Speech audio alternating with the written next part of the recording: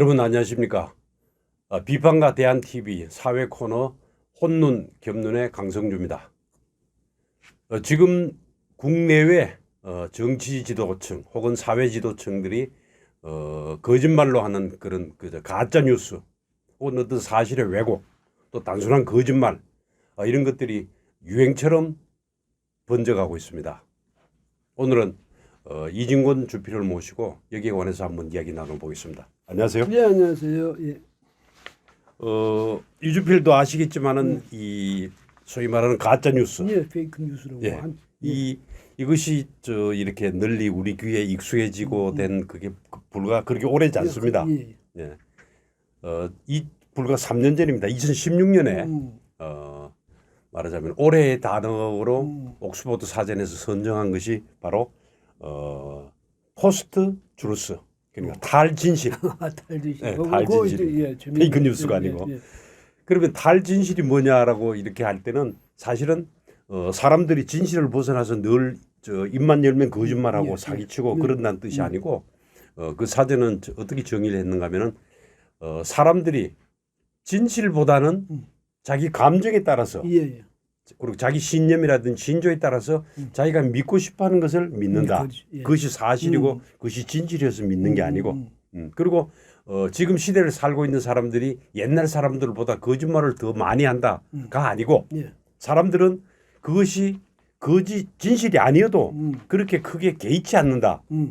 그런 풍조가 있다라고 이렇게 정의를 했습니다.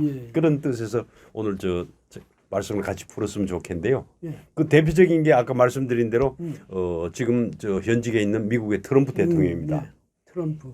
2016년 당선돼서 2017년 1월에 취임식을 할 때 기억나시죠?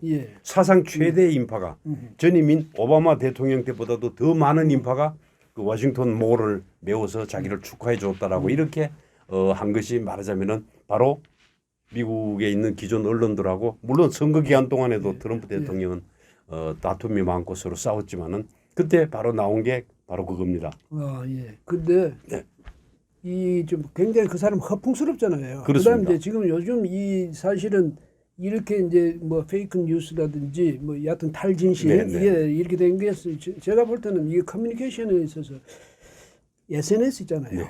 SNS가 굉장히 이제 보급을 되다 보니 그게 전부 자기 감정을 쓰는 거다. 지금 저 강 대표님 말씀하신 것처럼 자기 이제 감정이 굉장히 이렇게 투입된다고. 맞습니다.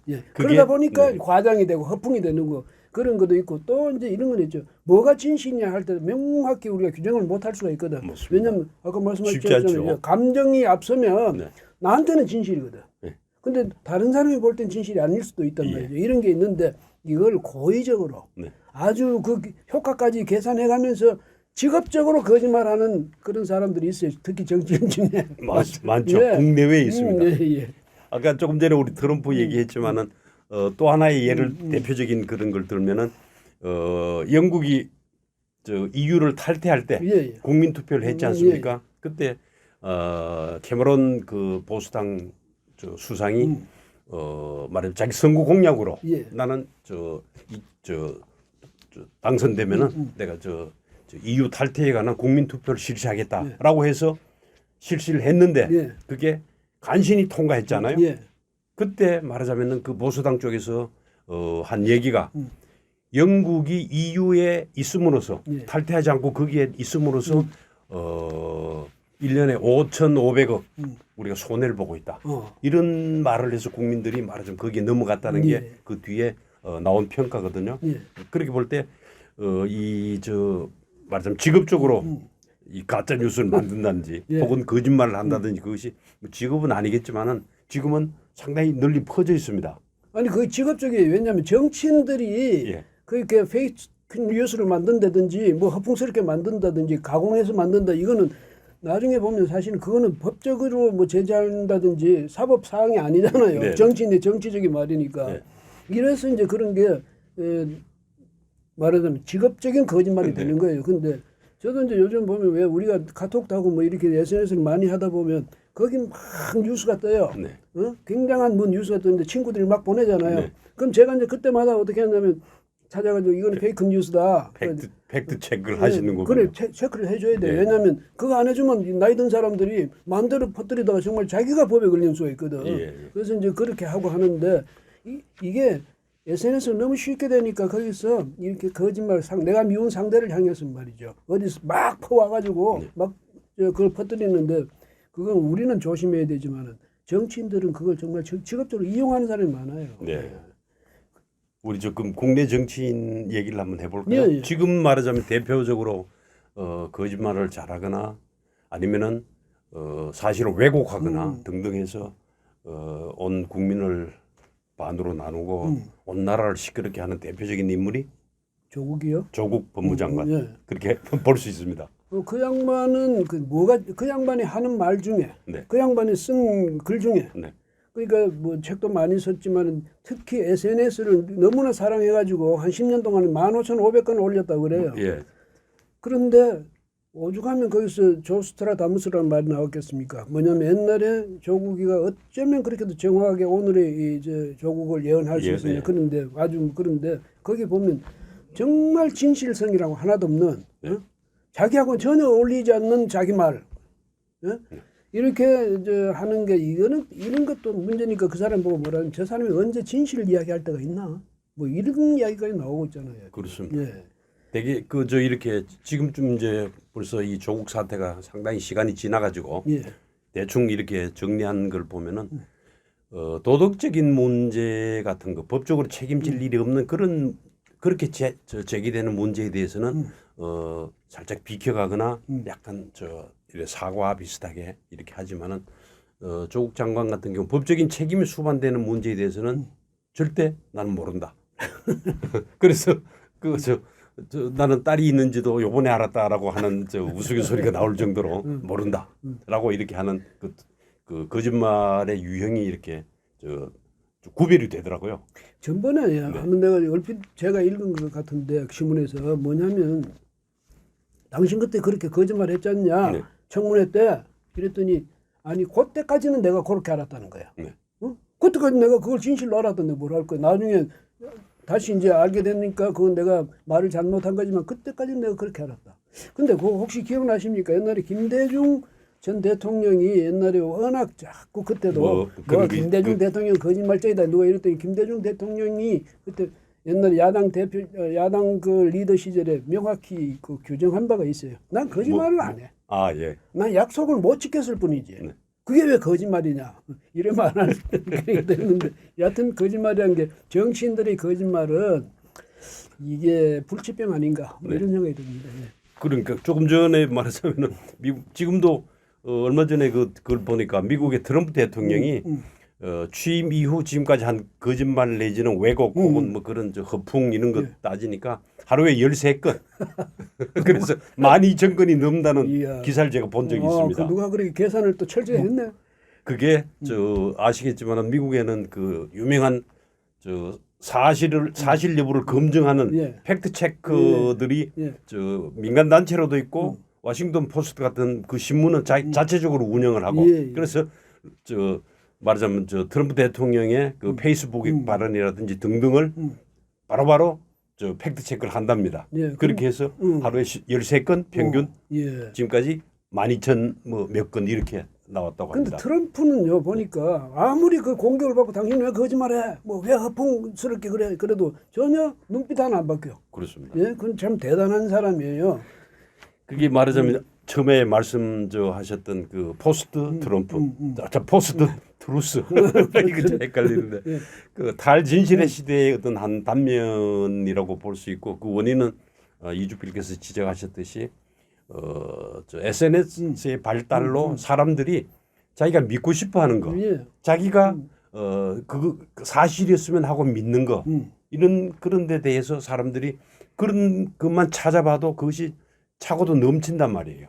반대되는 게 아니고. 그러니까 점점 그것이 강화되는 거죠. 그 말씀 드리니까 정말 생각나는데 SNS 이렇게 되면 내가 주장했던 게 처음에는 내가 말했던 게 진실이 아닐 수도 있는데 하다가도 막 찾아 확증 편향입니까 뭡니까 막 찾아 들어가서 맞아 이래 되거든. 그런 게 있어요. 그래서 그게 안 없어지고 점점 많아지고 늘어나고 있는데 우리 국내 문재인 대통령 같은 건 어떻습니까? 문재인 대통령은 뭐 조국 뭐 장관은 또 그렇고 문재인 대통령은 정말 그 선한 애초에 옛날에 네, 네. 그 정치 입문 초기에 그 선해 보이는 얼굴에 네. 그것도 약간 어눌하면서도 진실되게 들리는 그 목소리 네. 이런 거 보면 누가 그 양반이 거짓말 할 줄 알았겠습니까? 네. 그런데 지금도 말하면 정치인이 그렇게 말할 수 있는 거지 하겠지만은 네.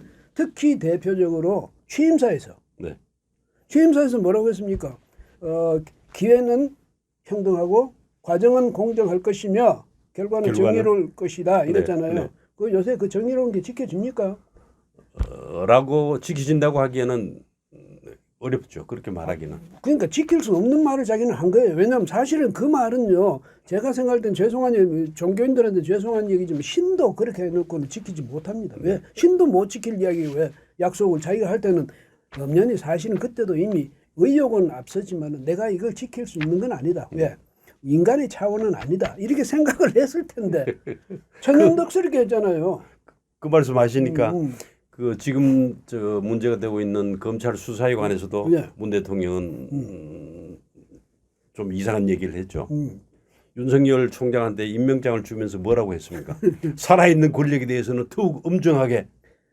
예, 그러면서 구체적으로 지적을 했어요. 네. 뭐냐면 특히 청와대, 네. 정부, 여당 네. 여기에 대해서는 조금 더 눈치 보지 말고, 봐주지 말고. 엄정하게. 네. 그런데 그래놨다가 조국 장관에 대해서 윤석열 총장이 제대로 수사를 하니까. 지금은 말이죠. 네. 화가 나가지고 검찰 개혁을 압박을 가고 그래서 성과는 있었어요. 왜냐하면 그러니까 정경심 교수가 조국 장관의 부인이잖아요. 네. 근데 그 언론 노출 안 되고 살짝 가가지고 소환조사 살짝 받고 거기 갔다가도 10월 3일 날 받았죠. 갔다가도 또 뭐 나 아파 이래가지고 6시간인가 받다가 그냥 또 집에 가버렸다네. 네. 이제 진술서 사인도 안 하고. 네. 다음에 하겠죠 뭐. 그런데 대통령이 그렇게 구체적으로 아무리 자기가 사랑에 맞지 않는 조국 장관이라 하더라도 그 사람의 개인적인 그런 송사에 그다음에 이 검찰이 그렇게 수사를 하는데 그걸 앞장나서서 그렇게 막고 나서 요새 뭐 실드 쳐준다든가 뭐 그렇게 해도 되는 겁니까 대통령이? 저는 모르겠어요. 또 하나 말씀을. 문 대통령의 경우에는 그 대통령 개인 기록관 건립에 관해서도 문제가 되지 않았어요? 저는 그것도 일종의 거짓 혹은 왜곡 그냥 넘어가기에는 좀 문제라고 저는 그렇게 생각합니다. 지난 8월 29일에 자기가 주재하는 국무회의에서 이거 의사봉 있잖아요. 네. 의사봉 3타죠. 네. 자기가 해가지고 그 예산안을 통과시켰다는 거 아니에요. 국무회의에서. 의결했죠. 네. 예? 거기서 그렇게 32억 1,600만 원인가 그 설계비하고 그 부지 구입비 그걸 내년 예산에 이미 계산했고 네, 네. 그다음 전체가 1,172억인가 된다는데 170, 예.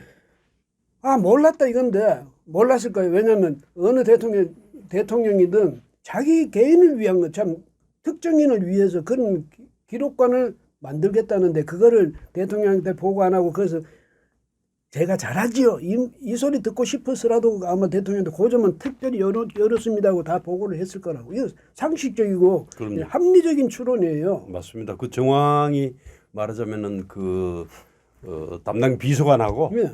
대통령 기록관의 관련자들하고 몇 차례 회의가 있었고 회의했죠. 예. 그러면 당연히 사전이나 사후나 보고가 됐다고 보는 게 합리적인.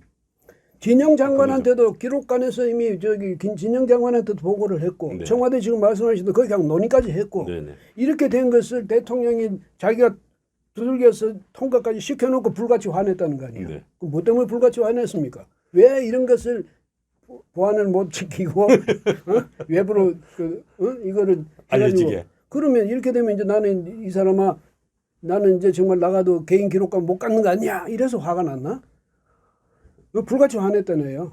그런 보도를 저도 봤습니다. 예, 그런데 그날 또 저는 또 재미있는 게 기억에 남는 게 고민정 대변인이 뭐랬냐면 기자들이 물었어요. 그럼 이거는 이제 백지화 되는 겁니까? 이랬더니 그거는 기록관이 전적으로 결정할 문제라고 안 하겠다는 소리도 안 했어요. 네네. 근데 대통령이 워낙 불같이 화를 냈으니 결국은 뭐 백지화 된 거나 마찬가지인데 어때 대통령이 돼가지고 말이죠. 이런 식으로 예사로 거짓말을 그렇게 하는지 참 답답합니다 저는. 예. 국내의 경우 한 가지 더 예. 알아볼까요? 예. 예. 뭐 박원순 시장 예. 혹은 이낙연 총리 혹은 유시민 저 뭐라고 그래야 되나요? 유시민 그 재단 이사장이잖아요. 저 노무현 재단. 네네. 유시민 이사장 같은 경우가 대표적인 그런 저 왜곡되고 이상한 발언을 한 게 말하자면 정경심 교수가 하드디스크를 교체한 이유가 검찰이 그 하드디스크를 왜곡하거나 손을 봐서 말하자면 나쁜 증거로 그 오염시킬까봐 예, 쓸 가능성이 있어서 그걸 이렇게 증거 보존을 하기 위해서 저 하드디스크를 교체했다고 하는 것은 진짜 말하기가 어려울 정도로 심한 왜곡이고. 아니 그런데 그걸 증거 보존하기 위해서 그러니까 검찰이 그걸 가지고 왜곡해가지고 하지 않기 위해서 오염시키도록 하지 않기 위해서 했다면 자기가 복사를 해놔야지. 네. 해놓고 그 원본은 그냥 놔둬야지. 예. 근데 왜 그걸 뜯어요? 뜯어서 왜 딴 걸로 교체를 해? 그렇죠. 복사를 하고 그러니까 지금, 원본은 제출을 하든지. 예, 지금 자기 말씀대로 손으로. 만약에 그게 저기 미심쩍거나 의심스러워서 혹은 저 검찰이 악용할까 봐서 그렇게 했다면 그게 있어야 될 것 아니에요. 그거를 놔두고 내가 그 복사한 거나 이걸 갖고 있어야 이 친구들이 이걸 저 악용하는지 알 거 아니에요. 네네. 싹 바꾸고 없어. 그냥 새 거 갖다 놓는데 그게 무슨 악용이고 말고 할 게 됐습니까? 아무것도 없는데. 그런데 그것도 명색이 말이죠. 예? 전에 보건복지부 장관까지 한 사람이 예? 국회의원 했던 사람이 맞습니다. 나이도 60이 넘어가지고 한 사람이 이런 식으로 견강부회를 하더라도 전형적인 소피스트예요. 네. 궤변론자. 네. 네. 예. 이주필께서도 기억하시지만 최근에 또 다른 그 사례 중에는 박원순 시장의 경우가 있습니다. 예, 예. 박 시장은 서울교통공사 그 지하철 운영하는 예, 예. 교통공사에서 조합원들이 자기들의 친인척을 이렇게 고용을 승계하도록 하는 문제에 대해서 감사원 결과가 나오니까 예, 예.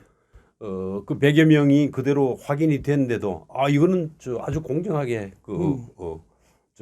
말하자면 입사 과정이 이루어져서 전혀 문제가 없다라고 이렇게 하는 것도 사실은 대표적인 어떤 왜곡 사례가 아닌가 저는 그렇게 생각합니다. 사실이 버젓이 이게 사실이 제시가 돼 있는데도 불구하고 나는 몰라 아니야 나는 이렇게 말하는 이건 명백한 정말로 거짓말이죠. 이 양반은 그런데 참 의심스러운 여러 가지 그게 있어요. 행적인 중에 하나가 뭐냐면 박 시장이 말씀이죠. 예, 그 박원순 서울특별시장. 네.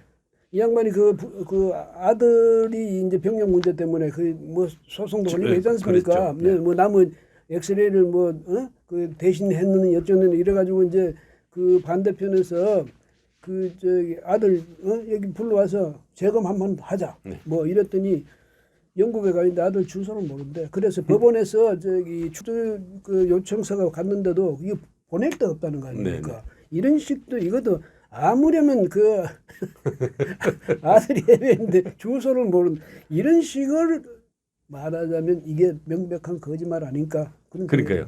그렇게 하는 거짓말 혹은 왜곡된 발언 혹은 사실과 다른 그런 것들이 그냥 넘어가지 않습니까? 예. 말하자면 전에는 정치인이라든지 어떤 저명 인사들이 그런 거짓된 발언을 한 게 과거에 한 게 발각이 되거나 그러면은 자리를 그만두든지 그 정치적으로 책임을 아니면 지는 거지. 그것이 밝혀질까봐 전전긍긍하든지 그런 사실에 대한 어떤 진실에 대한 어떤 그런 것들이 훨씬 컸습니다. 예. 두려움이라든지 거기에 대한 존중이. 근데 처음에 이주필하고 저하고 말씀드렸지만은 지금은 그것이 밝혀져도 거짓말로 밝혀져도 자기를 지지하는 사람들 혹은 자기 편 거기에서는 그 상관이 없다는 거예요. 예. 그러니까 우리나라 이 이른바 진보라는 사람들이 바로 그런 걸 이용하는 거야. 네. 그 진보 진영, 그다음 저쪽 보수 진영까지 싸움 붙이면 이 지금 저 조국 수호한다고 야단 아닙니까? 네. 이런 식으로 된다고. 그래서 요즘 거짓말 자기 도덕성 이런 거 전부 그 별로 아니게 그 별것 아니게 생각한다고 이렇게 너무 가볍게 생각하니 정치가 경박화돼 간다. 네. 이렇게 생각이 됩니다. 걱정입니다. 예. 이주필 수고하셨습니다. 아이고 고맙습니다. 예. 혼눈 겸눈은 몇 차례 말씀드린 대로 혼눈은 명암을 구별하는데 그리고 겸눈은 모양과 색깔을 구별하는데 사용됩니다. 우리 사회에서 일어나고 있는 이런저런 일들을 종합적으로 그리고 구체적으로 살펴보는 혼눈 겸눈 오늘 순서 마치겠습니다. 감사합니다. 예, 고맙습니다.